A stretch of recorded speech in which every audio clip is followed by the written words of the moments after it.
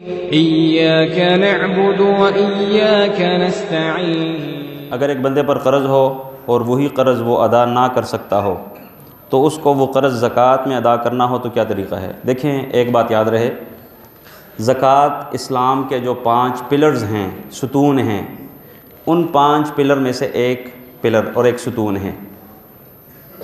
इस्लाम जिन सुतून पे खड़ा है उनमें से एक ज़कात है।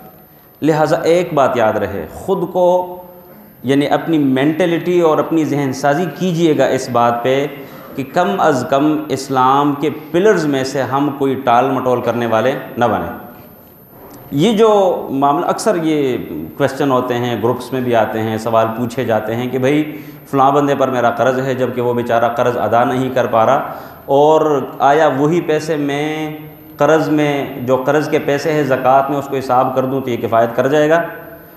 बहुत सारे भाई ये सवाल करते हैं, जैसे ये सवाल भी है। तो ये एक टाल मटोल वाली बात है। देखें, ज़कात इस्लाम के 5 सुतूनों में से एक सुतून है। दूसरा, अल्लाह के नबी अलैहिस्सलातु वस्सलाम ने फरमाया कि इन्नमल अअमालु बिन्नियात, हर अमल का दारो मदार वो नीयत पर है। आपने जिस वक़्त वो पैसे उसको दिए या उसने लिए तो वो कर्ज़ की नीयत थी, ज़कात की नीयत नहीं थी। और अब आप उसको ज़कात की नीयत से नीयत में कन्वर्ट करना चाहते हैं तो ये आपका नहीं होगा। आप दें ज़कात, अल्लाह ताला और देगा। ये एक बात याद रहे, गुज़श्ता दिनों की बात है, एक दोस्त साथी हमारे इसी मस्जिद के नमाजी, वो ख़ुद की बात कर रहे थे कि पहले टाल मटोल करते, कोई मतलब थोड़े बहुत पैसे ज़कात में दे दिए और जान छुड़ा लेते। कहते लेकिन जब अल्लाह ताला ने जहन खोला है तो हर मर्तबा में हर साल जितनी मेरे ऊपर ज़कात बनती है उससे कहीं ज़्यादा देता हूँ, और उसके एवज़ अल्लाह ताला कहीं ज़्यादा हर साल मुझे रिटर्न करके देता है। लिहाजा ये ज़हन साजी कीजिएगा।